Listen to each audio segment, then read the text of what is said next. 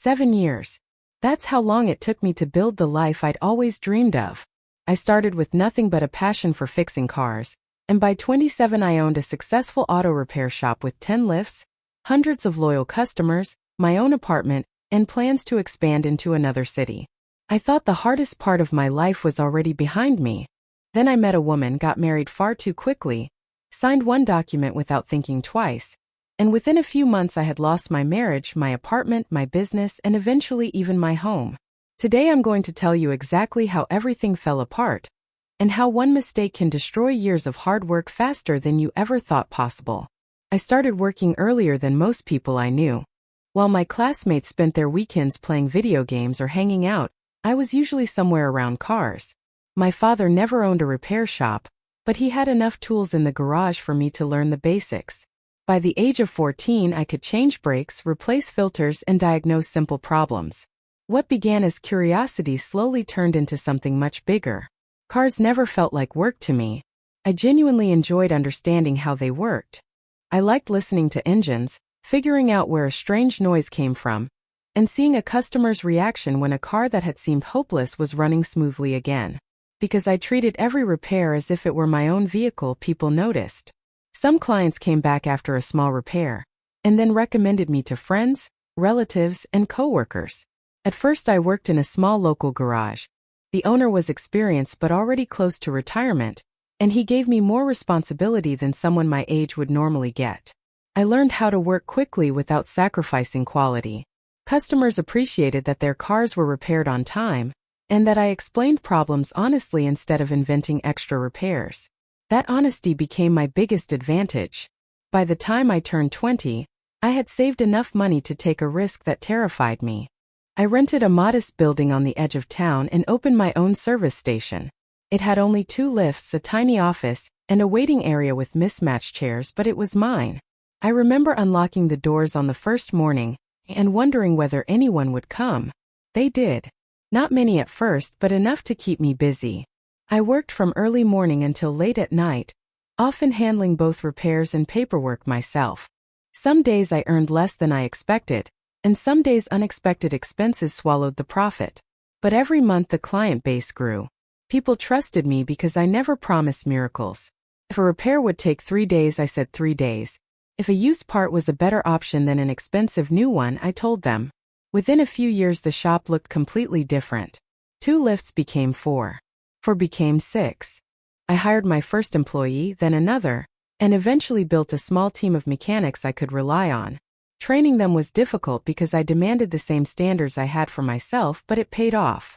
Customers returned because the quality remained consistent even when I wasn't personally working on every car. Now I'm 27. The business has 10 lifts and a steady flow of work every week. We service everything from family sedans to commercial vans. Hundreds of customers have passed through our doors, and many of them have become familiar faces. Some bring coffee for the staff when they drop off their cars. Others recommend us before we even advertise. The garage gave me more than income. Gave me stability. I bought my own apartment, paid off most of the loan ahead of schedule, and recently purchased another car that I had wanted for years. For the first time in my life, I felt that all the long hours and missed weekends had been worth it. I was even considering opening a second service station in another city. The numbers made sense, my team was strong enough to handle more responsibility, and I finally believed I was building something that could last decades. Then one evening after an exhausting week, my friends convinced me to take a break. We went to a bar downtown and that was where I met her. She was confident, energetic, and completely different from anyone I had dated before. We started talking, exchanged numbers, and within days we were seeing each other regularly. Everything moved incredibly fast. I had spent most of my 20s focused on work, so the attention felt exciting. She made me feel as if life existed outside the garage. After a few months we were talking about marriage. Her father didn't approve of how quickly things were progressing. He came from a wealthy family and believed I needed to prove my intentions. During one uncomfortable dinner, he insisted that we sign a prenuptial agreement. At the time I interpreted it as a protective measure for his daughter. I was confident in my business and my future, so I didn't think much about the details. That was my first serious mistake. We got married soon after. And for a short while I believed I had finally found balance between work and personal life. But within 2 or 3 weeks of living together, the differences became impossible to ignore. She loved nightlife, expensive parties, and spontaneous trips. She had grown up with her parents paying for almost everything and saw money as something that would always be available. I was the opposite. Every major thing in my life, the apartment, the cars, the garage, came from years of work, savings, and risk. We weren't fighting constantly. In fact, the problem was worse than that. We simply lived in completely different worlds. One evening, after another argument about spending and priorities, I realized that I no longer recognized the future I had imagined.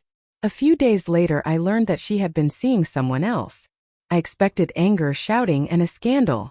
Instead, we sat down and had the most honest conversation of our relationship. She admitted that she wasn't ready for the kind of life I wanted. I admitted that I had rushed into marriage because I was lonely and tired of thinking only about work. Neither of us tried to save the marriage. We agreed to separate peacefully, and I filed for divorce. I believed the process would be straightforward. We had been married for such a short time that I couldn't imagine losing much. I was wrong again. The divorce process moved much faster than the marriage had.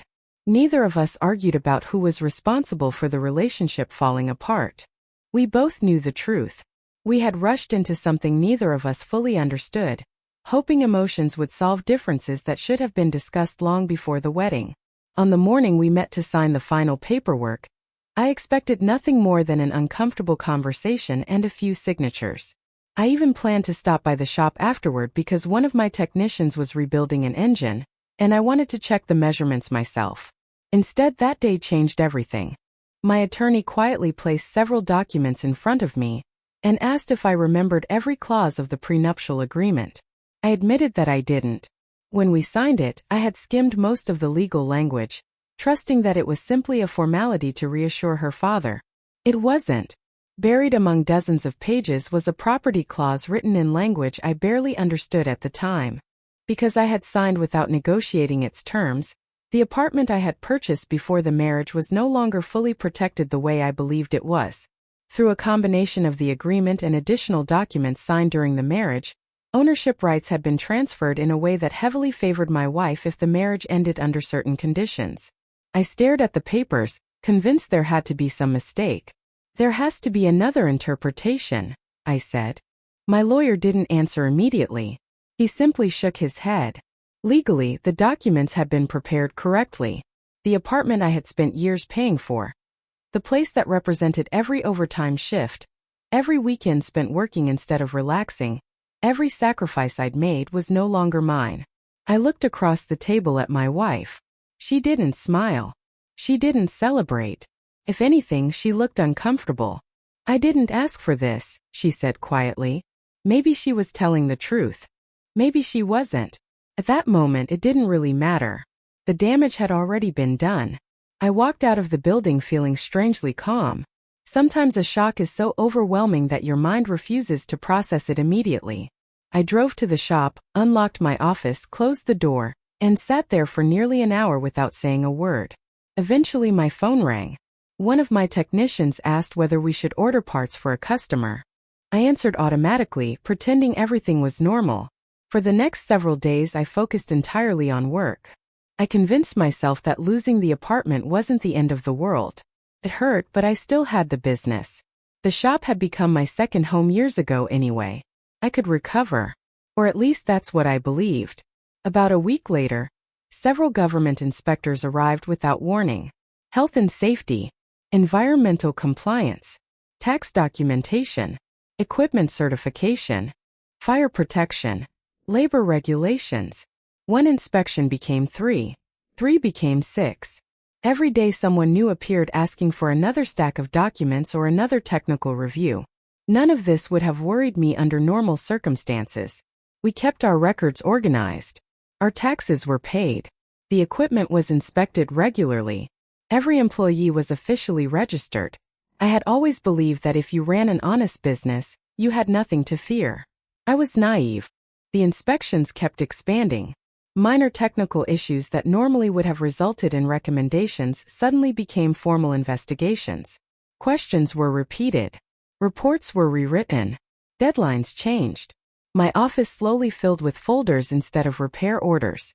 One afternoon, an inspector handed me an official notice. "Until the investigation is completed," he said without looking at me, "operations must be temporarily suspended." Temporarily. That word sounded harmless. It wasn't. The repair bays became silent. 10 vehicle lifts stood empty. Toolboxes remained closed. Customers began calling every hour. "When are you reopening? I've been bringing my cars here for years. My vehicle is already inside.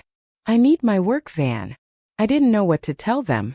Every answer became the same. "We're waiting for approval." Some understood. Others became frustrated. Few never came back.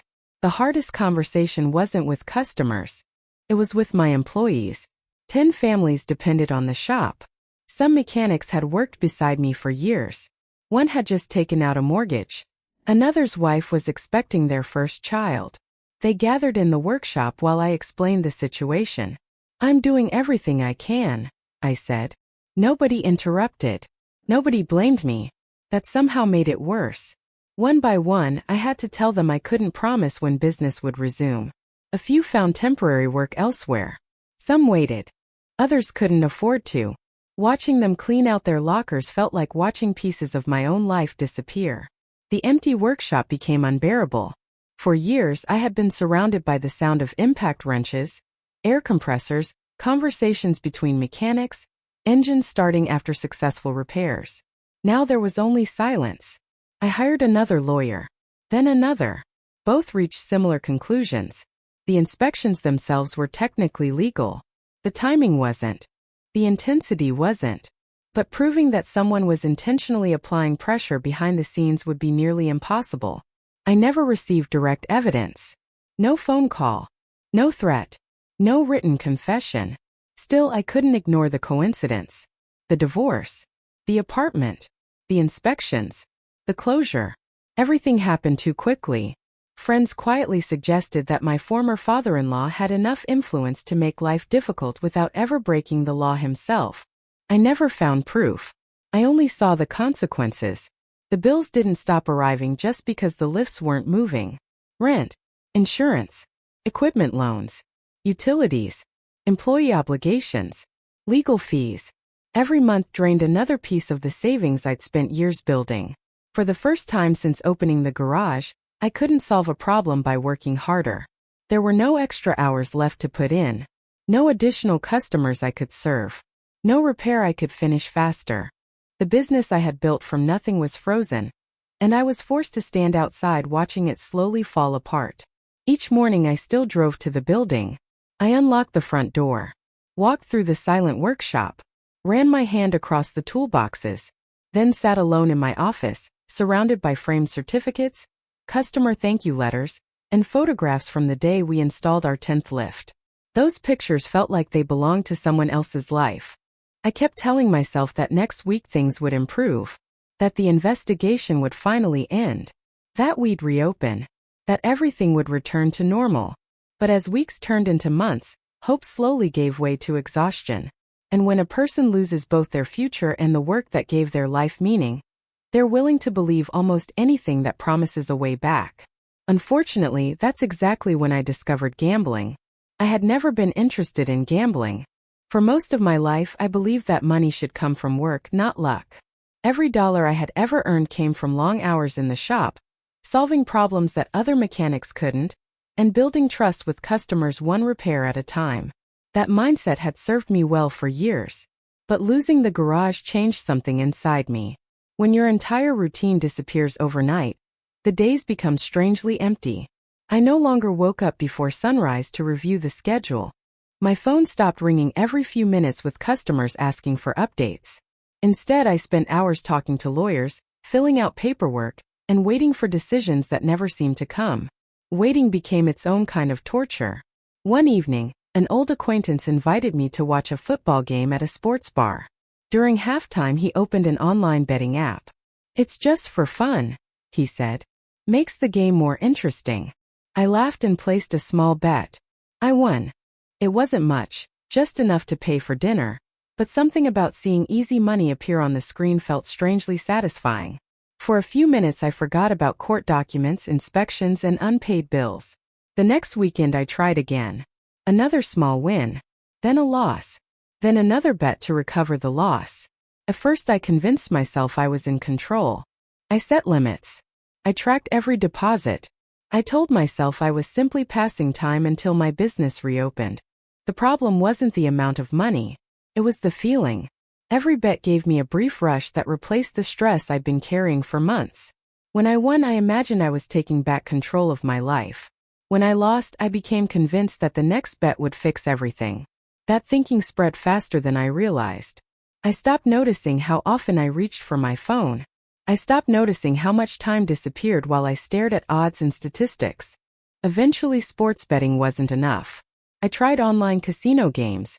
They were available 24 hours a day. No waiting. No planning. Just one more spin. One more hand. One more chance. The money disappeared faster than I wanted to admit. Whenever I looked at my bank account, I found another excuse. I'm just stressed. I'll stop after this week. I'll win it back. Those lies sounded convincing because I wanted to believe them. Meanwhile, my savings continued shrinking. Legal fees consumed one part. Living expenses took another. Gambling quietly swallowed the rest. I sold the second car I'd bought only months earlier. At the time, I told everyone it was unnecessary to own 2 vehicles. The truth was much simpler. I needed cash. Then came the apartment. Technically, I had already lost ownership, but moving out made everything feel real. Packing boxes in rooms I had renovated myself was harder than signing any legal document. Every shelf I had installed. Every light fixture I had chosen. Every wall I had painted after work because I couldn't afford contractors. It all stayed behind. I loaded the last box into my remaining car, closed the door for the final time, and handed over the keys. I didn't look back. For a while I stayed in cheap motels. Then with a friend. I hated depending on other people. After a few weeks I decided to sleep in my car instead. At least it was mine. Or so I thought. The driver's seat became my bed. The trunk became my closet. A gym membership gave me access to showers. Coffee shops became temporary offices where I searched for jobs and answered emails. If someone had told me a year earlier that I'd be living this way, I would have laughed. Back then I had 10 lifts operating every day. Now I was searching for places with free Wi-Fi. The hardest part wasn't being uncomfortable. It was feeling invisible. Former customers occasionally recognized me. "Hey," one of them said while filling up at a gas station. "When are you reopening? Nobody fixes transmissions like your shop." I smiled. Soon, I hope. It was easier than explaining the truth. A few loyal customers called every month just to check on me. Some offered support. One even offered to lend me money. I thanked him but refused. Pride can be a dangerous thing. Even after losing almost everything, I still wanted to believe I could solve my problems alone. Sometimes I'd drive past the garage late at night. The building stood exactly as I remembered it. The sign with my company's name was still there. The parking lot was empty. Weeds had started growing through cracks in the pavement. Looking at it hurt more than losing the apartment ever had. That place wasn't just a business. It was 7 years of my life. It represented every risk I had taken, every lesson I had learned, and every dream I thought I had secured. One rainy evening, I parked across the street and watched water run down the closed garage doors. I remembered the day we installed the 10th lift. My employees had stayed late after work. We ordered pizza, joked about finally running out of room, and talked about opening a second location. I had believed the future was limitless. Now I couldn't even unlock the front door. That night, sitting alone behind the steering wheel, I finally admitted something to myself. I wasn't just broke. I was lost. Not because I'd lost money. Not because I'd lost my apartment. But because I'd lost the work that had given my life direction.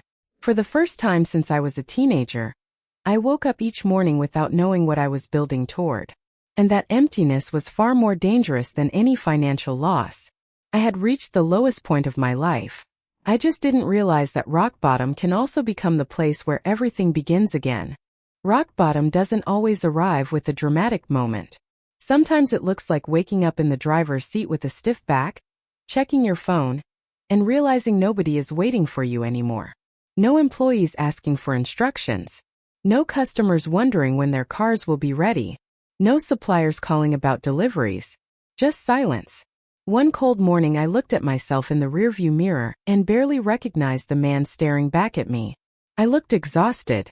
My beard had grown out, my eyes were tired, and for the first time in years I looked like someone who had given up. That realization scared me more than losing my business. I thought about the 14-year-old kid who spent every free afternoon taking engines apart just to understand how they worked. He didn't care about expensive apartments, new cars, or business expansion. He simply loved fixing things. Somewhere along the way I had forgotten that. The garage had been taken away from me. The apartment had been taken away from me. Even my marriage had disappeared almost as quickly as it began. But nobody could take away what I knew. Nobody could erase the years of experience I had earned with my own hands. That afternoon I permanently deleted every gambling app from my phone. It didn't magically solve my problems. The debts were still there. The garage was still closed. I was still sleeping in my car. But at least I stopped digging the hole any deeper. The next day I called a former customer who owned a small transportation company. Months earlier he had told me to reach out if I ever needed work. Swallowing my pride was harder than making the phone call. "I remember your offer," I said. There was a brief pause. "Does it still stand?" "It does," he answered without hesitation. Within a week I was working again. Not in my own shop. Not as the owner. Just as a mechanic. And honestly I was grateful for it. The first time I picked up a wrench again, something inside me came back to life. Greasy hands. The smell of oil. The sound of an engine finally running smoothly after hours of diagnosis. For the first time in months I slept well that night. The paycheck wasn't impressive, but it was honest. Every week I put a little money aside. No shortcuts. No gambling. No impossible plans. Just work. Word spread surprisingly fast that I was repairing cars again. Former customers started finding me. "I've been looking for you. I heard you were back. I'd trust you with my truck any day." Those conversations reminded me that people hadn't supported my business because of the building. They came because they trusted me. One evening an elderly customer shook my hand after I repaired his pickup.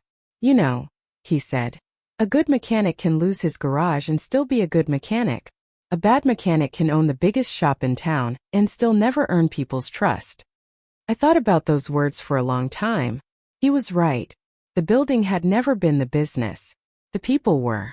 The reputation was. The work was. Months passed. My situation slowly improved. I rented a small room instead of sleeping in my car. It wasn't much, but it had a bed, a shower, and a door I could lock. Felt like luxury.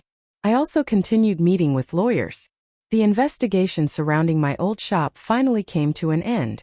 Nothing serious had ever been found. Exactly as I had expected.